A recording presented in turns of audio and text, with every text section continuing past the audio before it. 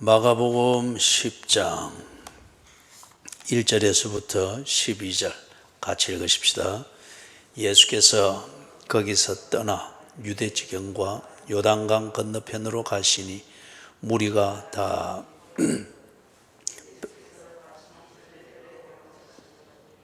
바리새인들이 예수께 나와 그를 시험하여 묻되 사람이 아내를 버리는 것이 옳으니까 대답하여 이르시되 모세가 어떻게 너희에게 명하였느냐 이르되 모세는 정서를 써주어 버리기를 허락하였나이다. 예수께서 그들에게 이르시되 너희 마음이 완악함으로 말미암아 이 명령을 기록하였거니와 창조 때부터 이러므로 사람이 그 부모를 떠나서 그 둘이 한 몸이 될지니라. 이러한즉 이제 둘이 아니요 한 몸이니 그러므로 하나님이 짝지어 주신 것을 사람이 나누지 못할지니라 하시더라. 집에서 제자들이 다시 이 일을 물으니 이르시되 누구든지 그 아내를 버리고 다른 데에 장가드는 자는 본처에게 간음을 행하며 또 아내가 남편을 버리고 다른 데로 시집가면 간음을 행함이니라. 아멘. 자, 지난주 수요일날 1절에서부터 9절까지 좀 정리를 했죠. 그래서 오늘 10절에서부터 12절을 중점적으로 정리를 하면서 이 전체 내용을 마무리를 합니다. 우리 연결을 위하여서 1절에서부터 9절까지 했던 이 내용을 요점을 중심으로 해서 간략하게 정리를 하면서 우리 10절, 11절, 12절로 넘어가도록 하십시다. 예수님께서 전례대로 가르치십니다. 갈릴리 지역에서 유대 땅으로 와서 가르치실 걸, 하나님 나라의 복음을 가르치시는 거죠. 그게 전례대로 가르치시는 겁니다. 그래서 2절에 이제 보니까 이 예수님께 바리새인들이 나와가지고 질문을 합니다. 질문을 하는 의도는 시험해 보기 위해서, 예수를 시험하여서 무언가 촉을 잡고 예수님을 법적 조치를 해서 더 이상 이런 활동을 못하도록 그런 합법적인 조치를 할 수 있는 근거를 잡으려고 질문을 했죠. 그래서 질문은 아내를 버리는 것이 옳으니까, 아내를 버리는 것이 옳으니까. 그래서 이거는 지난주 수요일날 자세한 설명을 했습니다. 그걸 간략하게 정리하면 이렇습니다. 이 질문이 왜 예수님께 참 곤란한 질문이 되는가 하면은 이 질문을 하는 바리새인들의 입장에서는 딱 요 구조가 잡힌 거예요. 아내를 버리는 것, 이거는 그 시대의 추세입니다. 남편이 싫으면은 어떤 연유에서든지 싫으면은 그것을 이유를 해서 아내를 버리는 겁니다. 강제 이혼이죠. 일방적 이혼이죠. 그게 시대의 추세입니다. 그리고 사회상이고, 예를 들면은 제가 나름대로 내가 내 아내에 대해서 이런 불만이 있다, 어떻다, 이래 하면서 뭐 친구나 주변의 사람들한테 그런 볼멘 소리를 하면서 뭐 또는 그를 구할 때, 그러면은 나오는 반응은 당연히 참 어리석다. 뭘 그걸 가지고 고민하나. 헤어져. 싫으면 헤어지는 거야. 이제 이게 당연하게 여겨지는 것, 그게 그 당시 사회의 추세입니다. 시대상입니다. 아내를 버리는 것. 그 다음 다른 한쪽은 성경의 원리입니다. 이 바리새인들이 성경을 잘 알고 있단 말이에요. 그래서 성경을 이렇게 보니까 특별히 창조를 하시는 하나님이 창조의 원리 중에서 이 부부의 관계, 이것을 딱 정하셨고, 그 부부의 관계, 이것은 어떤 것으로도 끊을 수 없는 것이다. 이게 그들이 읽고 늘 연구하고 그것 중심으로 판단하고 생활을 하게 하는 그 성경에 그렇게 되어 있단 말이에요. 그렇기 때문에 성경의 원리인 하나님의 뜻대로 하는 것 같으면은 이혼을 해서는 안 됩니다. 이 사회의 추세대로 당연하게 받아들이고 있는 추세대로 아내를 버린다. 그럴 수 없는 거예요. 그런데 또 다른 한편은 그 사회의 추세는 남자가 싫으면은 불편하면은 이혼, 강제 이혼이라도 얼마든지 할 수 있는 것이 그냥 묵시처럼 합법화되어 있습니다. 이게 불법적으로 금지되고 있고 쉬쉬하면서 하는 것이면은 바리새인들이 이리 못하죠. 그리고 이게 그 시대의 추세고 그냥 다 그렇게 산다. 그 말은 무슨 말입니까? 유대교에서 그렇게 가르치고 인정하고 있다는 거잖아요. 그러면은 유대교에서 그렇게 가르치고 인정하고 있다고 하는 것은 그들이 성경에 있는 이 원리를 그 시대의 추세에 맞도록 해석을 해 주었기 때문에 그렇지 않습니까? 성경에서는 이렇게 되어 있고 창조의 원리로 한 남자와 한 여자의 결합과 그래서 부부의 관계가 이루어지고 이 부부의 관계는 목적을 위한 것이기 때문에 다른 사사로운 이유로 인해서 버리고 그렇게 하고 할 수 없는 것이다. 성경에 명시되어 있는 이것을 그 시대의 사람들의 욕구를 채울 수 있고 욕구대로 살지만은 죄책감을 가지지 아니하도록 교묘하게 이 유대교의 성경 교사들이 그런 식으로 해석을 하고 가르쳐 줬기 때문에 그런 거잖아요.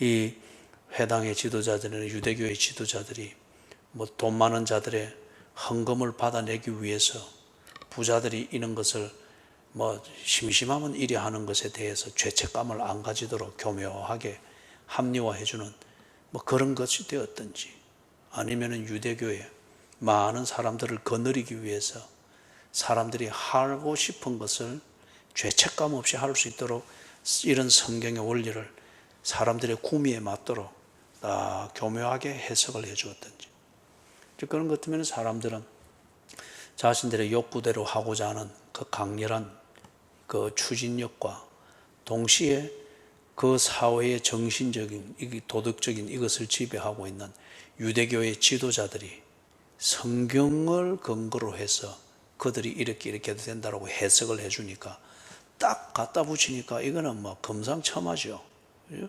사실 그 유대교를 따라다니는 사람들이 성경을 믿는 것이 아니고 성경을 해석해주고 가르쳐주는 그 지도자들을 믿고 있는 거죠. 왜냐하면 그 지도자들은 자기들의 압력으로도 변조시킬 수가 있으니까. 그렇기 때문에 성경이 뭐라고 말하든지 간에 성경에 관한 내용을 내가 수긍할 수 있도록 내가 구미에 맞도록 말해주는 그 설교자의 말을 믿는 거예요. 그리고는 내 구미에 맞지 않는다고 해서 아내를 버리고 강제 이혼을 하고 그러면서도 나는 하나님의 뜻대로 했고 합법적으로 했다. 험잡을 게 없다. 니 왜 그리 말하는데 성경엔 이리 돼 있는데. 근데 그 성경의 의미는 이런 것이다. 누가 말하던데 유대교 저 랍비가 그랬다. 서기관들이 그래 해석했다. 내가 그 회당에 설교 들어가는데 랍비가 그리 설교했다. 그렇게 되는 거예요. 그래서 지금 바리새인들이 이것을 예수께 딱 질문한 겁니다. 그럼 예수님이 아내를 버리면 안 되지. 성경에 기록된 대로 해야지. 이러면 어떻게 됩니까? 민심이 예수께 대해서 돌았습니다. 사람을 위한 종교지 뭘 사람을 불편하게 만드는 얘기를 하나. 민심이 그 시대의 추세가 예수께 대해서 딱 등을 돌리게 되겠죠. 반대로 시대의 추세대로 해야지. 합리적이고 납득이 되도록 그렇게 해야지. 다 사회가 그리 사는 거니까 그렇게 맞춰서 살아야지. 그래서 원하면 버릴 수 있어야지. 그리 되면 어떻게 됩니까? 사람들은 그런 말을 우선 내가 양심에 불편하지 않으니까 좋아하지만은 실제로는 뭡니까? 저거 가짜네. 성경을 저거 안 가르치네. 일단 지 하고 싶은 것을 할 수 있고 응원을 받으니까 우선은 좋아하지만은 그러나 진심은 그를 가짜로 봅니다. 이게 아주 사람들의 이 종교심이 가지고 있는 그 위선이죠. 자, 이걸 이제 예수님께 딱 질문을 한 거예요. 그러면은 우선 보기는 예수님으로서는 이게 참 곤란한 질문입니다. 사람의 민심을 읽든지 성경을 지키기 위해 성경대로 가르치기 위해서 사람의 민심을 읽든지 사람의 민심을 챙기려고 하면은 성경을 부정하는 것이 되든지 이게 아주 참 곤란한 문제죠. 그래서 3절에서부터 5절에서 여기서 이제 모세는 뭐라고 말했느냐 하면 진짜 성경을 보게 했고 성경의 의미가 무언가를 예수님께서 풀어주고 해석을 하는 그거부터 답변을 시작했죠. 지난 수요일날 이 부분에 대해서는 자세하게 강의를 했습니다. 그러면서 상기하기 위해서 우리가 한 가지를 살펴본 것은 모세가 이렇게 조치한 것, 이혼 정서를 써주어서 그렇게 이혼을 해라. 그 조치를 한 것은 악한 행위를 방지하고 그리고 그 악행 앞에 속수무책 당할 수밖에 없는 약자를 보호하기 위한 차선책의 그런 조치였습니다. 사람이 얼마나 악합니까? 그러면 성경 모른다 아니면은 지 마음대로 지 편한 대로 성경은 이리 말했다 라고 하면서 얼마든지 당당하게 악행을 저지르죠. 그럴 때에 우선 피해는 누가 당합니까? 버림을 받는 그 약자가 피해는 고스란히 당하게 되죠. 이걸 어떻게든지 방지하고 예방하기 위해서 모세가 이 조치를 한 겁니다. 이혼 정서를 써주라. 합법적이 되도록 그런 절차가 없이는 안 된다. 그걸 써준 거예요. 사랑하는 여러분, 여기서 우리가 좀 생각을 해볼 수 있는 게 성경을 내 편리한 대로 곡해하는 이 경향이 아주 많죠. 내가 뭘 하고자 하는 것과 어떤 방향으로 하고자 하는가, 어떤 목적으로 이걸 하고자 하는지 딱 정해져 있습니다. 이게 욕구죠. 정해져 있습니다. 이제 문제는 이걸 폼나게 하고 싶은 거예요. 양심의 가책도 안 받고 사람들에게 지탄도 받지 않고 그리고 내 하고 싶은 대로 편하게 즐기면서 할 수 있기를 원하는 거예요. 폼 잡고 하고 싶은 거예요. 그러니까 이 교인들이 성경을 자기 구무에 맞는 대로 다 갖다 붙입니다. 아니면은 그런 사람들은 주로 또 성경을 안 봐요. 좀 평소에 이렇게 친분 관계가 있고 그런 면에서 언제나 자기 편이 되는 반면에 교회 안에서나 그런 사회에서 명망이 있는 신앙 좋다, 성경을 많이 한다 그런 사람들에게 자문을 구하죠. 그럼 대개는 그런 자문을 구할 때에 받을 때에 그 사람들이 압니다. 이 사람이 어떤 대답을 듣기 위해서 자문을 하러 왔는지. 그럴 때에 그리 하는 걸 통해서 돈 봉투나 하나 받고 아니면 다른 이익을 얻을 수 있는 이런 걸 놓치지 않기 위해서 그 사람 구미에 맞도록 이런저런 성경 갖다 대주고 그렇게 하죠. 그럼 앞에서 설명한 대로 그와 같이 성경의 그 의미를 자기에게 맞도록 딱 곡해를 합니다. 그러면서 그것을 빗대어서 이게 하나님의 뜻이다. 성경에서 이렇게 말한다. 그래 하면서 부당한 이 이혼을 당연하게 여기면서 지가 하고 싶은 대로 쫙 합니다. 그리 되면은 어떻게 되는 거예요? 약자는 반드시 이 피해를 입게 되죠.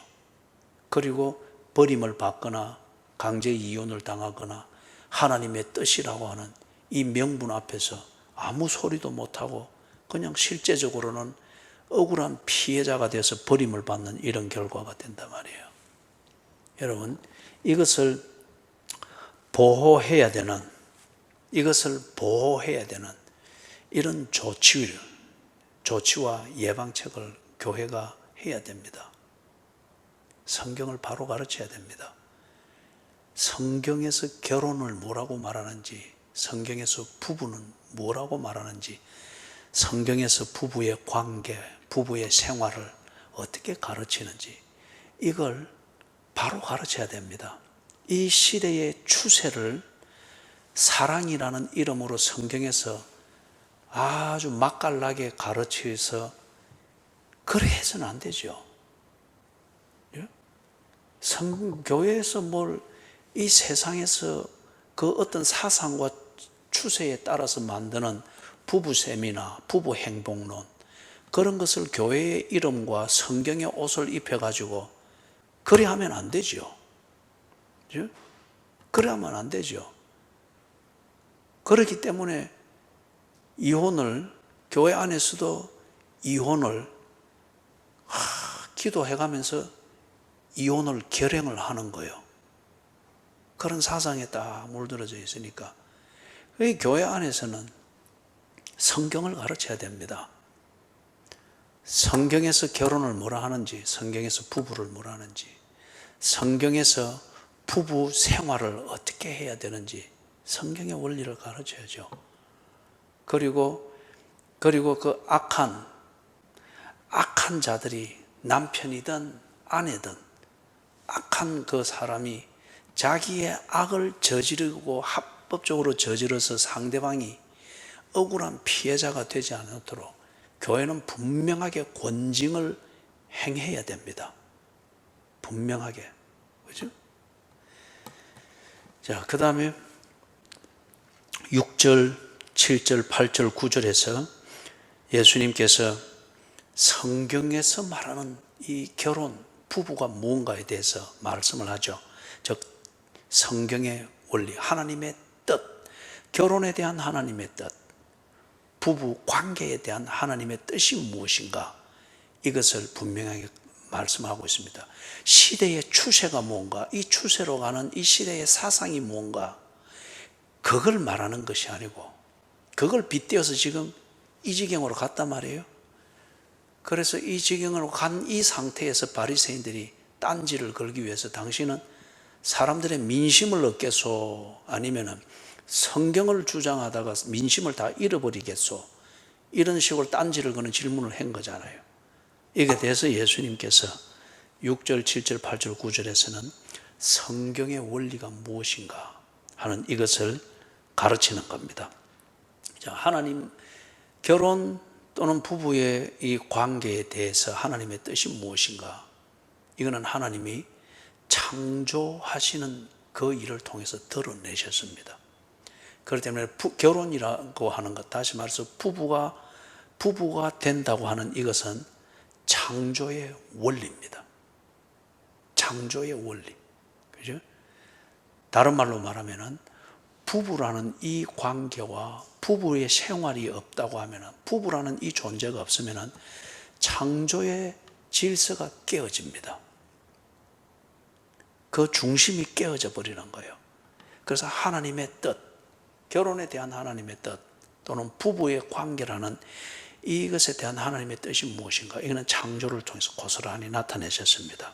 6절을 보니까 한 남자와 한 여자의 이 온전한 결합, 이 상태를 부부라고 했습니다. 일부 다처제, 이거는 창조의 원리가 아니고 기능적인 인간이 만든 결합입니다. 일부 다처제, 아니면은 이 일처 다부제.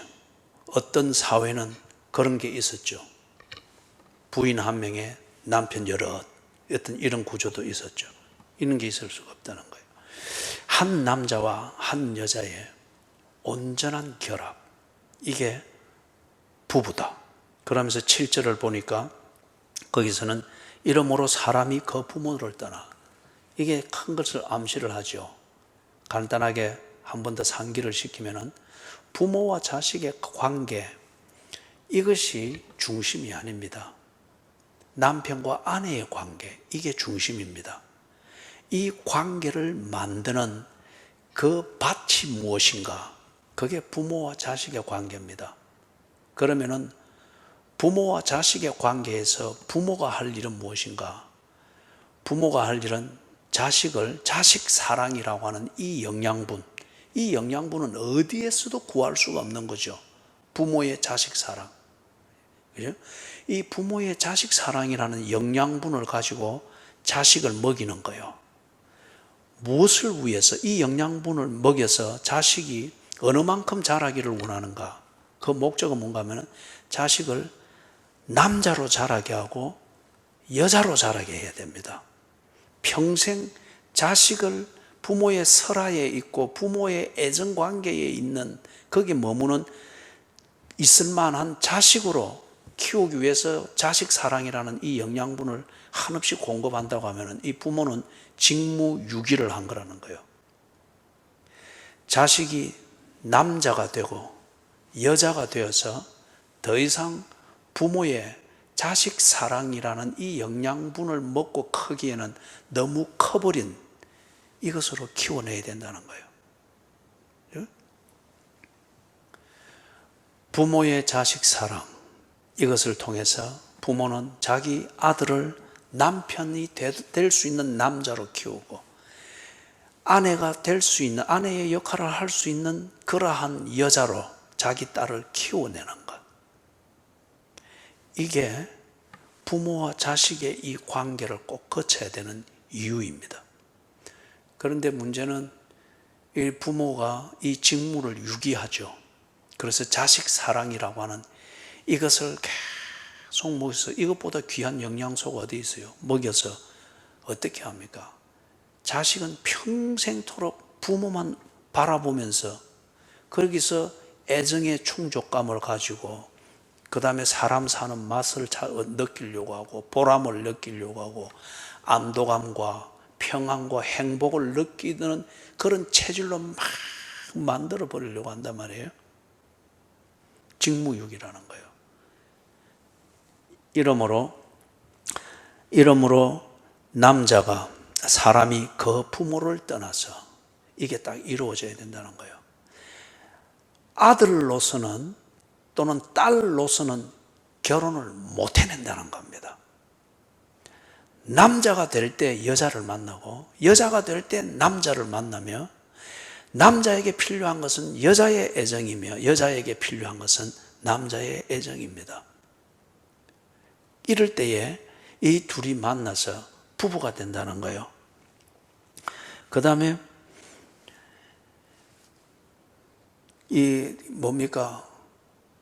아들이 다 커서 몸은 건장한 남자가 되어 있음에도 불구하고 여전히 엄마의 그 따뜻한 사랑, 엄마의 품, 아버지의 그 일방적인 돌봄, 이걸 늘 갈망하고 있다고 하면은 얘는 잘못 키운 거라는 거예요. 그리고 그 자식은 정상적으로 성장하지 못했다는 겁니다. 아직 사람이 될 준비가 안 됐다는 거예요. 아들이 제대로 컸고 딸이 제대로 컸으면은 몸이 성장했을 때에 그때의 어느 단계가 되면 우린 그걸 보고 성인이라고 하잖아요. 몸이 성인이 됐을 때 그 아들은 반드시 남자로서 배우자를 갈망해야 됩니다. 딸은 여자가 되어서 여자로서 반드시 갈망하게 되는 것은 엄마의 품이 아니고 남편을 갈망해야 됩니다. 배우자를 갈망해야 됩니다. 그렇기 때문에 이게 부부가 되는 결혼을 생각하고 하는 이것이 딱 정신적으로나 정서적으로 정년기가 그냥 오는 거죠. 지금 이 시대는 결혼의 정년기를 경제적 이유를 가지고서 또는 문화적 그 편리함의 관점에서 결혼 정년기를 자꾸 만드니까 이게 아주 인위적이 되어지고 이상한 사회가 되어지죠. 어쩌면은 부모들이 우리 베이비 붐 세대에서 나서 이제 부모가 되어서 이제 환갑으로 들어가는 이 세대들이 너나 우리가 고생을 많이 해놓으니까 자식을 남자로 키우고 여자로 키우지를 못했어요. 우리의 부모의 품을 떠나게 된다고 하는 것, 이걸 절대 생각하지 못하고 끝까지 품에 머물게 하고자 하는, 그리고 그것으로 보람을 느끼려고 하다 보니 이 베이비 붐 세대 부모들의 키운 자식들이 지금 다 뭐 30, 40 되잖아요. 그렇지만은 여전히 그들이, 많은 사람들이 여전히 아들로 머물러 있고 딸로 머물러 있습니다. 그래서 부모로부터 받아먹던 자식 사랑의 영양소에 대해서 늘 갈증을 느끼지, 그리 컸으면서도 불구하고 배우자에 대한 이 갈망이 없는 거예요. 이거는 부모의 직무유기입니다. 8절에서 말하는 것은 보니까 그 둘이 한 몸이 될지니라. 이러한 적 이제 둘이 아니요 한 몸이라고 말합니다. 자, 여기서 말하는 것, 둘이 생면부지의 사람인데 둘이 만나서 어떻게 잠시 교제를 하는 사건도 아니고 한 몸이 된다. 여기서 한 몸이 된다고 하는 것은 한 사건을 저지르는 그러한 결합, 이 차원에서 말하는 게 아니에요. 한 인생을 말합니다. 한 인생을 만들어 가기 위해서는 두 몸이 되어서는 안 되죠. 두 몸이 결합하여 한 몸이 될 때에 한 인생을 만들어 가는 거죠. 이걸 지금 이야기하는데 이게 어떻게 가능하겠어요? 둘이 한 몸이 되기 위하여서 많은 노력을 합니다. 우리가 일반적인 교제를 해봐도 알잖아요. 그죠? 오늘도 어떤 목사님과 만나서 처음에는 만나서 대화를 하고 돼지국밥을 같이 먹고 하는데 돼지국밥 첫 술 떠는데 식당을 떠나고 싶은 거예요. 그죠? 그렇게 맛없이 돼지국밥 먹어본 줄은 오늘 정말 오늘 반 그릇밖에 못 먹었어요. 남기고 온 게 얼마나 지금 아까운지 몰라요. 근데 그 분위기로는 도무지 먹을 수가 없어요. 왜냐하면 도무지 대화가 안 되는 거예요. 그죠? 도무지 대화가 안 되는 거예요. 그래서 우리가 둘이 한 몸이 되고 친근감을 느끼는 이걸 위해서 우리가 대화라고 하는 것을 합니다. 그래서 말로서 하는 대화를 통해서 이신점심하려고 하고, 또 뭔가 선물을 주기도 하고, 아니면 행동으로서 배려하고, 또는 그 마음을 읽었을 때에 뭔가 양보를 하려고 하고, 그렇게 해서 어떻게든지 가까워지려고 하죠. 그런데 부부는 이 이상으로 더 가까워져야 한 몸이 되고, 그래서 같이 한 인생을 만들어 간단 말이에요. 그런데 오늘 저의 사회적 만남을 통해서 경험하는 바처럼 이러한 이질감, 도무지 어떤 노력을 해도 건널 수 없는 그 이질감, 이게 부부로 만난 이 둘 사이에 왜 없겠어요? 이게 참아도 안 되고, 울어도 안 되고, 힘을 써도 안 되고, 양보해도 안 되고, 그죠? 그래도 새벽 3시 되면 엉뚱한 데 가가지고 오빠 하는 소리 듣고 그 감동받아 와가지고 극복이 안 되는 거예요. 이걸 극복할 수 있도록 부부에게 또 다른 방식의 대화를 주는데, 그게 뭔가 하면은 성입니다. 성입니다. 이 성이라고 하는 이것을 가지고서 부부가 교제할 때 말로서 교제하고, 참는 것으로 교제하고, 힘쓰는 것으로 교제하고, 희생하는 것으로 교제하는, 그걸 통해서 많은 감동을 일으킬 수 있고 굉장히 이 이질감을 좁힐 수 있는데, 그럼에도 불구하고 좁힐 수 없는 게 있어요. 이 교제를 온전하게 만들어주는 게, 모든 이것을 극복하게 만들어서 서로에 대해서 무장해제를 하고 다 진심을 보게 하면서 영혼을 느끼게 하는 그 대화를 할 수 있도록 창조주가 준 것이 뭔가 성입니다. 성관계. 그렇죠? 그 때문에 이것은 둘이 한 몸 되게 하는 창조의 질서예요. 부부 되게 하는 창조의 질서입니다. 그래서 이렇게 될 때에 이것을 통하여서 모든 차이점과 그 차이점에서 만들어지는 갈등을 극복하게 됩니다.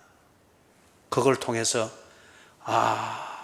진심을 알게 되어지고, 이럴 때에 다시금 일상으로 돌아가서 느끼는 성격 차이, 문화 차이, 가치관의 차이, 이걸 통해서 또 티격태격하게 되는데, 그럴 때에 또 어떤 성이라고 하는 이것으로 대화가 되게 될 때에 이거는 문화적 차이일 뿐, 또는 성격의 차이일 뿐, 진심은 우리가 하나이구나. 그걸 알게 하고 확인하게 하는 그 대화가 창조주께서 부부를 위해서 주신 성이라는 것이죠. 그리고 이걸 통해서 많이 다르지만은 부부는 점점 가까워지고 어느 때인가 딱 보면은 두 사람이 다 한 몸인 것처럼 닮아 있습니다. 그죠? 지금 이 부부가 같이 앉은 분들을 보시라고요. 닮았잖아요. 왜 서로 얼굴을 돌려요? 그 마음이 내가 저런 사람을 닮았어요. 그게인데, 그죠? 그건 외모 지상주의가 만든 것이고, 딱 닮았단 말이에요. 그죠? 예. 이게 이제 둘이 한 몸이 되는 거예요. 자, 그렇기 때문에 성적 교제는 둘이 아니고 한 몸이 되는 것을 목적으로 사용하는 것입니다. 그럼 이게 우리에게 중요한 것을 제시를 해줍니다. 이것은 모든 차이와 모든 갈등, 다시 말해서 네하고 내하고 너무 다르다, 피곤하다, 힘들다, 이런 게 우리의 교제를 굉장히 힘들게 만들고 교제하는 관계에 있기 때문에 참 불행을 느끼게 만드는 때들이 많지 않습니까? 그죠? 그럴 때에, 그럼에도 불구하고 이 성적 교제라고 하는 이걸 통하여서 그 차이가 가지고 있는 의미와 이것을 다 알게 하고 이걸 극복하는 이런 친밀한 교제로 다가가게 만든단 말이에요. 그렇기 때문에 이 성적 교제는 영혼을 엽니다.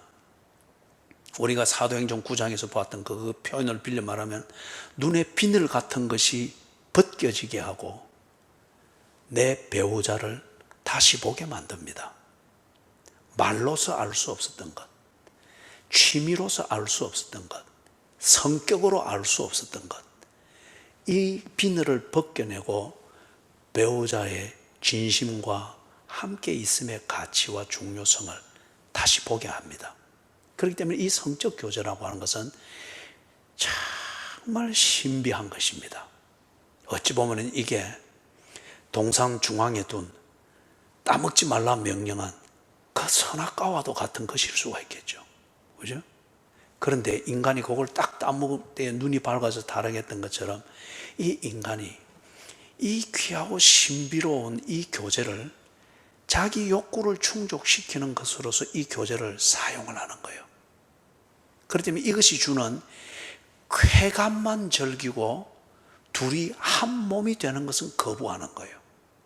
이 쾌감을 즐길 수 있는 육체적 쾌락을 즐기는 쪽으로만 이것을 쓰고 그러고 난 뒤에는 이 사건으로서는 쓰니까 여전히 쾌락을 즐긴 두 남녀는 각각이 되는 겁니다. 그럼 이게 뭡니까? 죄잖아요.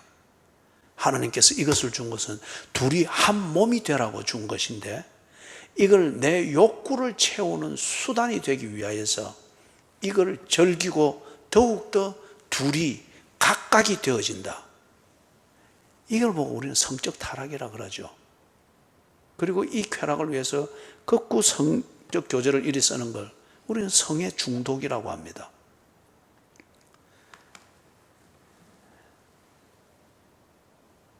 부부의 관계 속에서도 이 성적 교제를 통하여서 둘이 부부이지만은 이 성적 교제를 그냥 육체적 쾌락이나 한 수단으로서만 쓰고 부부가 꼭 적과의 동침처럼 꼭 둘이 각각인 것처럼 늘 그렇게 지내는 그것밖에 안 된다. 그 부부는 이 성적 교제에 대하여서 죄를 범하고 있는 거죠. 그런 부부들이 지금 이 시대에는 너무 많죠. 자, 그 다음에 9절을 보니까 그래서 하나님이 짝지어 준 것을 사람이 나누지 못할 것이라고 합니다. 자, 그러면 이 짝지어 주셨다. 한 남자와 한 여자. 그리고 이들은 남자로 자랐고 여자로 자랐고 그렇기 때문에 이들에게 있어서의 갈증은 어머니의 품이 아니고 이제는 배우자의 애정입니다. 이게 없으면 이들은 존재가 안 됩니다. 남자가 되어 있고 여자가 되어 있기 때문에. 그래서 부부로 만났습니다. 이 애정에 대한 갈증을 푸는 이것으로서 딱 부부가 만났습니다. 그리고 이 부부가 한 몸이 되도록 하기 위해서, 그래서 한 인생을 만들어 갈 수 있는 이 한 몸이 되기 위하여서 어떤 차이점이나 갈등을 극복할 수 있는 부부의 대화, 성적 교제를 주셨습니다. 왜 했습니까? 하나님의 창조의 질서에 있어서 사람의 도리를 다 할 수 있도록 하나님이 주신 것입니다. 짝지어 주신 것입니다. 그렇기 때문에 이걸 어떤 이유에서도 또는 어떤 힘에 의해서도 이것은 나누어질 수 없다는 거예요. 하나님이 짝지어 준 것을 사람이 나누지 못하리라. 그렇기 때문에 이걸, 이 부부의 관계를 인위적으로 나누어서 합리화되어진 이혼이라고 하는 이름으로 이렇게 정당화 있을 수가 없다는 거예요. 있을 수가 없다는 거예요. 그럼 예를 들면은, 그렇죠, 뭐 지금 우리 사회에서 흔히 볼 수 있는 것처럼 이거는 인간이 이 땅에 존재하는 이상 이 현상은 고대로부터 그대로 있었습니다. 인간이 있는 데는 오늘 우리가 보는, 그리고 우리가 겪고 있는 이 모든 타락상은 인간이 존재하는 곳에는 언제나 있었습니다. 그래서 오늘 이 사회가 타락한 성문화로 인하여서 이 어려움을 겪고 있다. 그리고 교인들을 스스로 위선자로 만들고 있다. 밝은 데서는 교인인데 어두운 데서는 여전히 이 성의 타락을 즐기는 소돔과 고모라에 적합한 시민이다. 오늘 우리가 이걸 보고 있다고 하면 이거는 고대에도 있었습니다. 그죠? 고대에도 있었고 인간이 있는 곳에는 언제나 이게 있었습니다. 자, 그렇기 때문에 성적 욕구를 채우기 위하여서, 소위 말해서 그러잖아요. 성적 욕구를 채워야 되는데 이 부부의 관계에서는 이것을 마음껏 채울 수가 없다. 그래서 그런 불만이 있기 때문에 나는 결혼이라고 하는 것에 매이지 않겠다. 한 여자에게만 매여서 나는 평생을 보내지 않겠다. 또는 한 남자에게만 매여서 그런 평생을 보이지 않겠다. 이게 고대에도 그렇지만은 이 시대에도 또한 이 사회에도 이건 아주 강력한 호소력을 가집니다. 강력한 호소력을 가집니다. 성적 욕구를 채우지 못한다. 이 불만이 해소되지 않는 그런 결혼 생활을 왜 하느냐? 굉장히 불행한 결혼 생활로 생각을 합니다. 그리고 주변에서도 그리 이야기하고, 이 사회에서는 이 문화가 지금 굉장히 그것에 대해서 당연하게 여기도록 주입하는 이 문화가 할수록 팽배해지고 있고 아주 노골화되어지고 있는 것을 볼 수 있죠. 그런데 성적 교제는 부부의 한몸됨을 위하여서 하나님이 주신 부부의 대화라고 했습니다. 그러면 이 성적 교제의 기능은 이것을 통하여서 모든 차이와 갈등을 극복을 하고 상대방의 진실을 보게 되는, 즉 눈의 비늘을 벗겨주는 그런 대화라고 했습니다. 그래서 둘이 한 몸이 되는 것이라고 했는데, 이것에 대하여서 인간적 욕구를 채우는 그 수단으로서 성적 욕구를 채우지 않기 때문에 너와는 함께 있을 수 없다. 그래서 나름대로 시대의 추세를 따라서 버려버리고 둘이 합하여 한 몸 되었다가 그 이후에는 또 각각 둘이 되어진다. 이거는 죄악입니다. 그리고 이걸 이유로 해서 하나님이 짝지어 주신 부부의 관계를 깨뜨릴 이유가 안 된다는 거예요. 이 이유를 가지고 가정법원에 가면은 법원 이 이혼을 합법화해 줄 수 있습니다. 그러나 성경에서는 그렇지 않습니다. 그 다음에 보면은 사회적 분위기와 이 사상이 이 부부의 관계를 편리한 대로 편리를 따라서 깨어질 수도 있고 버릴 수도 있고 그 다음에 부분적으로는 부부고 또 다른 부부는 각자가 되어지고 이런 것들을 이 시대의 사상이 막 이야기하잖아요. 경제적인 이유로 또는 개인의 자유라는 목적으로 그런 이유로 뭐 취미 생활을 넓히고 외연을 넓혀가는 이런 자유를 누리는 그 즐거움을 확보하기 위해서 그래서 서로 쿨해야 된다. 너는 네 생활, 나는 내 생활.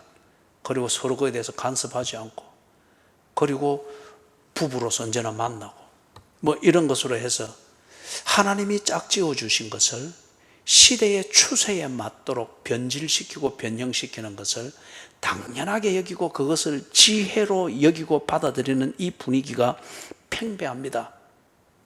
극단적인 예로 동성연애 또는 독신주의 또는 계약 결혼 그리고 경제적으로는 뭐 부부인데 문화생활과 취미생활에 있어서는 남남을 인정을 하는 것, 뭐 황혼이혼, 그만큼 살았으니까 노후는 즐기면서 살고 어떤 이런 것들.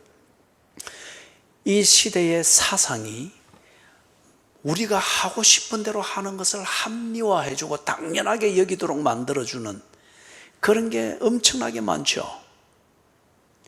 그럴 때 그게 부부의 이혼이라고 하는 이것을 또 비정상적인 부부 생활을 하는 이것을 당연하게 여기고 지혜처럼 여기게 만들어줍니다. 그러나 그 결과 하나님이 짝지어 주신 것을 인위적으로 나누는 결과를 만듭니다. 이것은 죄악이라는 거예요.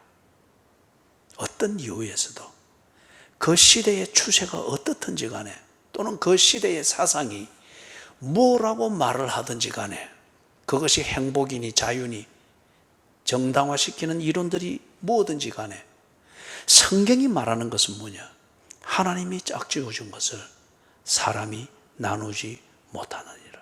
정당한 이유가 될 수가 없다는 거예요. 성격 차이 때문에 이혼을 한다. 문화적인 차이 때문에 이혼을 한다. 뭐 가치관의 차이 때문에 이혼을 한다. 또 어떤 경우는 뭐 교인이면서도 이 이혼을 합리화하고 정당화하기 위해서 숨겨두었던 걸 꺼내잖아요. 그죠? 부적 꺼내면서 내가 사실 결혼하기 전에 궁합을 봤는데 뭐 어쩌고 저쩌고 그래서 이혼을 한다. 얼핏 들으면 인간적 관점에서 들으면 그리고 이 시대의 추세의 관점에서 들으면 정당할 수 있는 이유가 너무도 많습니다. 그리고 그래야 하는 게 떳떳하도록 만들어주는 분위기입니다. 그러나 어떤 이유에서든지 간에 하나님이 짝지어 준 것을 사람이 나누지 못하느니라. 어느 한 그 목사님이 아주 젊은 목사님인데 참 촉망받던 목사님인데 이분이 결혼을 했어요. 그런데 결혼을 하고 난 뒤에 이 아내 되신 분이 얼마 되지 않아서 정신질환이 정세를 막 나타내는 거예요. 그런데 이게 갈수록 심해집니다. 그러니까 목사님 본인은 이 부분에 대해서 문제 삼지 않고 어떻게든지 외조를 해서 정상적인 생활을 하려고 합니다. 감수를 하려고 하는데 이 딸의 어머니가 신실한 권사님이니까 이 목사 사위를 염려해서 이혼을 권합니다. 자네 이렇게 해서는 목회가 안 되니까 덕이 안 되니까 이 점에서 이혼하게. 딸은 내가 맡을 테니까 그리고 우리가 다 이해하니까 이혼하고 새 장가 들어서 목회를 험없이 잘하게. 이 목사님이 7년을 거부하면서 버틴 거예요. 그런데 나중에는 결국에는 이혼합니다.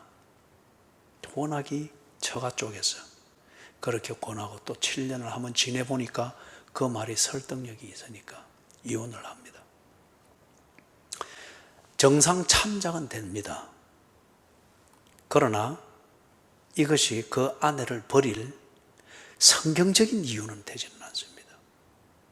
지금 예수님이 6절, 7절, 8절, 9절에서 말하는 이 내용은 시대의 추세가 뭐라 말하느냐, 이 시대의 사상이 뭐라 말하느냐, 이 시대는 이혼을 어떻게 합리화하고 정당화하느냐, 그것에 대해서 말씀하고 있는 게 아닙니다.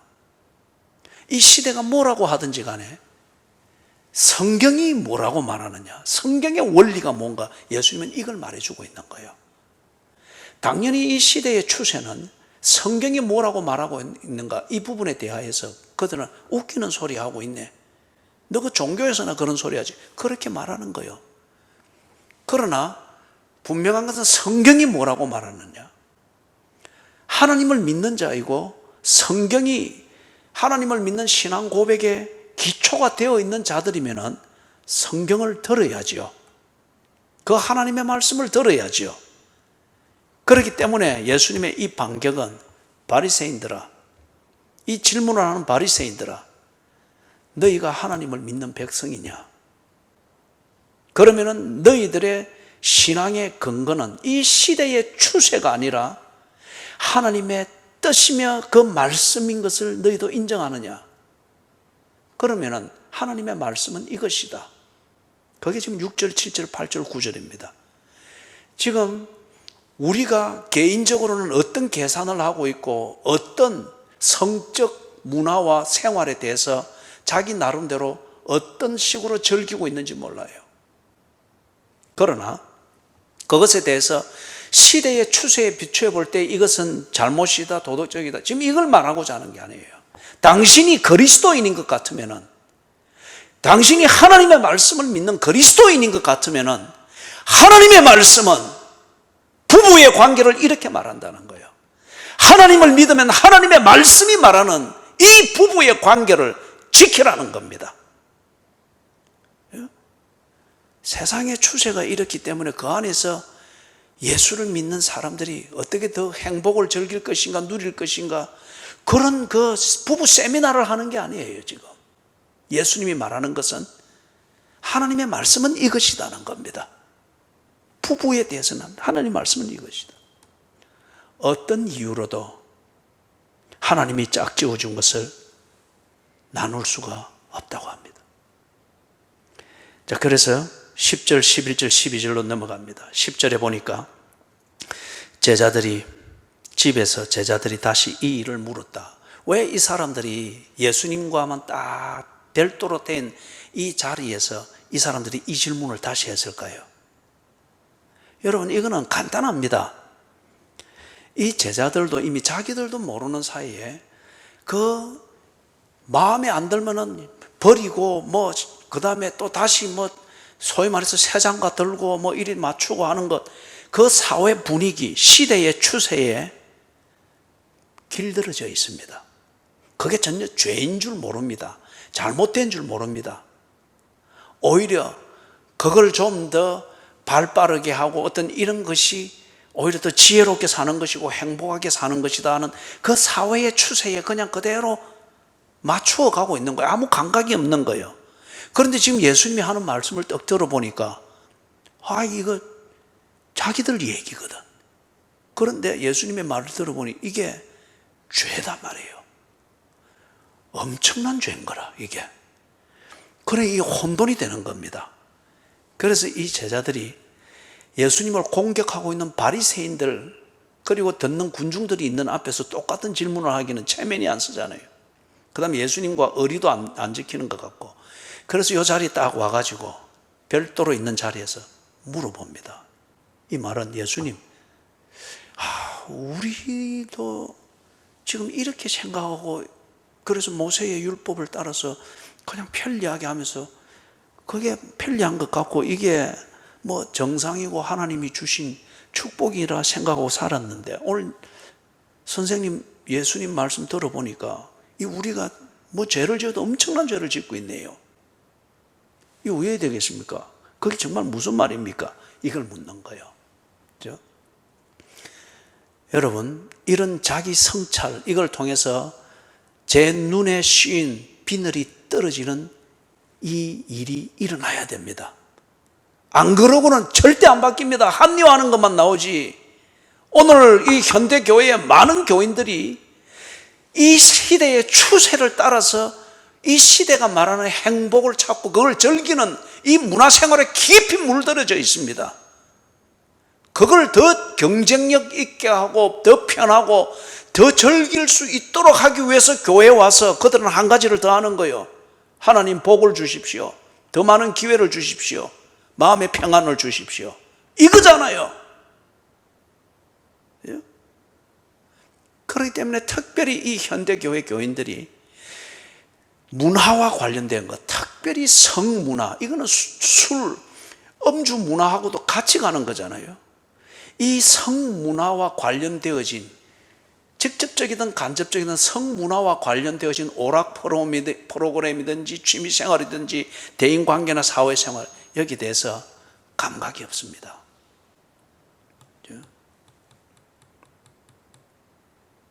이 제자들이 지금 그걸 보여주고 있죠. 그래서 11절, 12절에서 예수님이 하시는 말씀은 간단한 겁니다. 앞에서 쭉 이야기하셨던 그걸 이 제자들에게 딱 각인을 시켜주고 송곳으로 푹 찔러서 뒤에 다른 말 하지 못하도록 딱 새기는 것과 같습니다. 11절, 12절 같이 한번 읽어보겠습니다.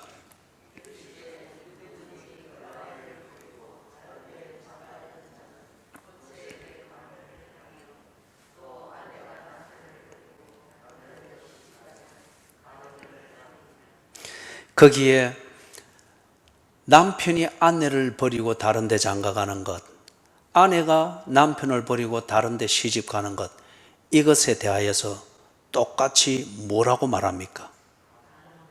똑같이 간음이죠. 그죠? 똑같이 간음입니다. 그러면 이 말이 무슨 말입니까? 부당한 이혼을 만들고 그리고 자신의 성적 욕구를 채우기 위하여서 합법적인 결혼, 그 시대 그 사회가 인정하는 합법적이고 합리적인 결혼을 했다. 이거는 양쪽 다 피해자가 아니고 이거는 어느 쪽이 하든 이렇게 한 자는 간음을 한다. 그런데 거기 보니까 간음을 했는데 누구에게 간음했다고 합니까? 그렇죠. 본처에게 간음한 것이니라. 그러면은 아내 된 자가 남편을 버리고 다른 남자에게 시집을 갔다. 그러면 누구에게 간음한 거예요? 본 남편에게 간음한 것이 된다는 거예요. 이게 이제 선이 우리가 말하는 우리 표현에서는 도덕적 표현에서 정조를 버렸다. 그거는 자기 남편에 대해서 정조를 버린 것이고 다른 여자와 바람을 피웠으면은 자기 조강지체에 대해서 정조를 저버린 것이죠. 그걸 지금 말하는 거예요. 그래서 지금 예수님께서 하시는 이 말씀에 이제 이거는 딱 먼저 한 가지 새겨야 될 게 있습니다. 여기 보니까 지금 11절, 12절에서 하는 이것, 버린다 또는 이혼을 했단 말이에요. 그렇게 해서 새 장가 들거나 또는 새 시집을 들었다. 재혼이잖아요. 이것에 대해서 오해를 해서는 안 돼요. 그렇기 때문에 예수를 믿는 사람은 절대 재혼을 해서는 안 돼. 이 말을 지금 예수님이 하는 게 아닙니다. 앞에서 2절 그리고 3절, 4절에서 보았죠. 이 사회가 자신의 성적 욕구 아니면은 성격이 달라서 불편하니까 편리한 그러한 결혼 생활 이걸 위하여서 부당하게 버렸잖아요. 그러면 이 자체가 부당한 것이고 약자를 지 마음대로 써먹은 거잖아요. 그죠? 이런 식의 부당한 이혼을 이야기를 합니다. 부당한 이혼, 강제적인 이혼, 버리는 것과 같은 이혼. 내 욕구를 채우기 위해서 어떤 욕구든지 특히 성적 욕구를 채우기 위해서 지금 현재 결혼 관계를 깨뜨려 버리는 것. 그런 종류의 이혼을 지금 예수님이 11절, 12절에서 말하고 있는 거예요. 그렇다면 여기서 정당하게 이혼이 되어지고 그 정당한 이혼은 재혼을 할 수 있는 거죠. 그렇기 때문에 바울도 뒤에 이 억지로 종교적 강박관념을 가지고 수절을 하려고 하는 그런 과부된 자에게, 특히 젊은 과부에게 뭐라고 했습니까? 그 디모데에게 그런 과부를 보면은 재혼을 할 것을, 그래서 스스로 성욕이 덫에 걸리지 않도록 그걸 권했지 않습니까? 그럼 이게 뭘 말하는가? 지금 예수님께서 하시는 이 말씀은 2절, 3절, 4절에서 말한 것처럼 부당한 이혼, 자신의 욕구를 채우기 위하여서 부당하게 이혼하고 그리고는 욕구를 채우는 수단으로 재혼을 하는 것. 이것은 있을 수가 없다. 그거는 간음함이라는 거예요. 그런데 정당하게 이혼을 했다. 예를 들면 이런 거요. 버림받은 경우가 있겠죠. 피해자인 경우. 그거는 자기 입장은 정당합니다. 버림받은 경우. 이혼을 당한 경우. 강제적으로 이혼을 당한 경우가 있겠죠. 버림받은 경우입니다. 이럴 때 이 사람은 정당합니다. 그 다음 자기가 재혼을 하든 정당합니다. 또는 사별한 경우. 그죠? 사별한 경우. 이때는 재혼하는 것 권장되어지는 상황입니다. 수절을 하든 재혼을 하든 그것은 자기 자신이 하나님 앞에서 바르게 사는 데 있어서 필요한 대로 결정할 수 있는 권리입니다. 그와 같이 정당하게 홀로 되었습니다. 정당한 이유로 홀로 되었을 때에 재혼할 권리가 있고 이 재혼은 권유사항입니다. 그러나 부당하게 이혼을 했다. 내가 버린 자의 입장이고 또는 내 욕구를 위해서 교묘하게 이혼을 하고서 내 욕구를 채우는 수단으로 재혼을 했다. 그거는 본처에게 또는 본 남편에게 간음한 것이다. 제자들에게 이것을 딱 짚었습니다. 그러면 여기에 앞에서 보았던 것 6절, 7절, 8절, 9절 하나님의 뜻대로 한 결혼, 부부관계 이것을 지키는 이게 딱 전제가 되어져 있는 것이죠. 하나님이 짝지어 준 것을 이런저런 이유를 들이대서 네 욕구에 맞지 않는다고 해서 그 시대의 눈에 보기에 합당하게 버려버리고 그 시대가 인정하는 방식의 결혼관계를 한다. 그 시대의 도덕에 맞고 법에 맞는지는 모르겠지만은 너는 하나님의 법을 깨뜨려버린 하나님이 짝지어 준 것을 네 욕구를 채우는 수단으로 깨뜨려버린 간음한 자다는 거예요. 이게 큰 죄죠. 하나님이 주신 10계명 중에서 간음하지 말라 몇 번째 계명이 있습니까?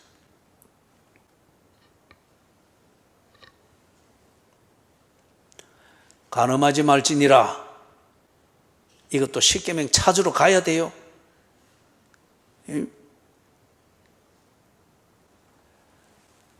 아유, 여러분, 이런 거는 외우고 있어야 돼요. 자세한 내용은 몰라도 이런 건 제목들은 외우고 있어야 돼요. 내 앞에 다른 신을 두지 말지니라. 나를 위하여 우상을 새기지 말지니라. 내 이름을 망령되이 일컫지 말지니라. 안식일을 기억하여 거룩히 지킬지니라. 네 부모를 공경해라. 살인하지 마라. 간음하지 마라. 도둑질하지 마라. 거짓말하지 말라. 내 이웃의 집을 탐내지 말라. 제목 정도는 외우고 있어야지. 뭐 이래가지고 무슨 이 타락한 문화의 홍수 속에서 뭐 바로 살겠다고 1시간 동안 설교 듣고 앉아있고 맹탕이잖아요. 맹탕. 말씀을 모르는데요. 어떻게 내 자신을 지킬 수 있어요?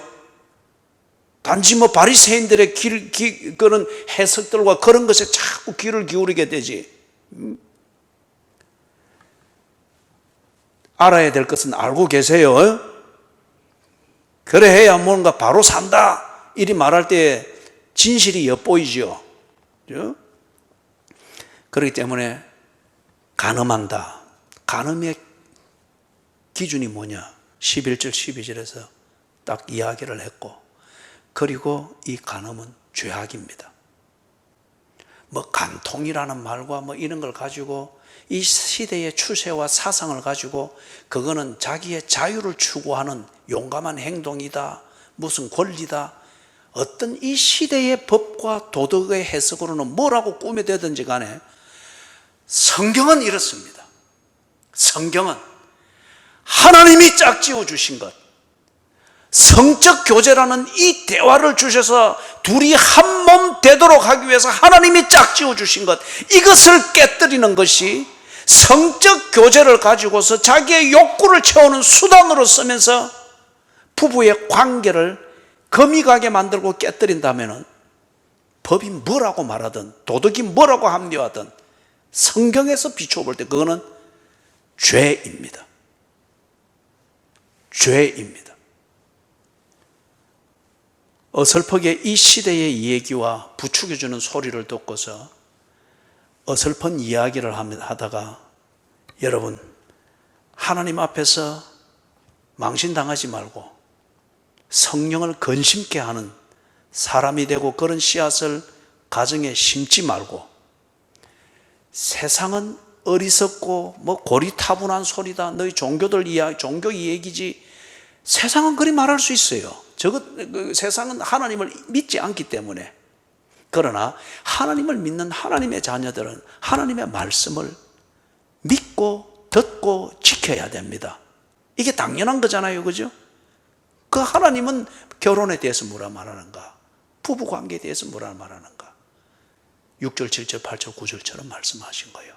그래서 그걸 어기면은 성적 교제를 가지고서 자신의 쾌감만 찾고 여전히 둘이 되어서 사는 것 같으면은 그 부부는 고장난 부부입니다. 하나님 앞에 올바르지 못한 부부입니다.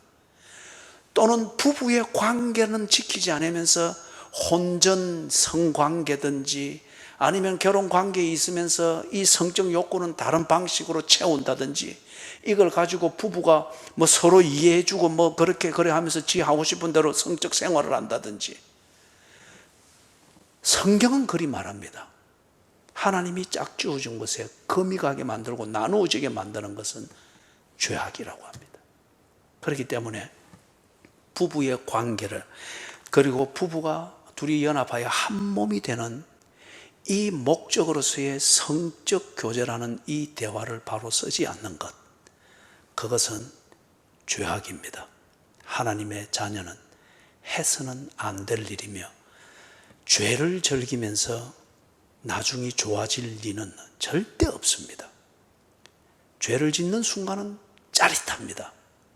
그런데 그 짜릿함은 뒤에 온갖 부작용을 만들죠. 이게 간음하지 말라 돌판에 딱 새겨서 우리에게 주신 하나님이 심각하게 경고하셔야 될 그 이유입니다. 그죠? 자, 우리 찬송 부르고 마치십시다. 204장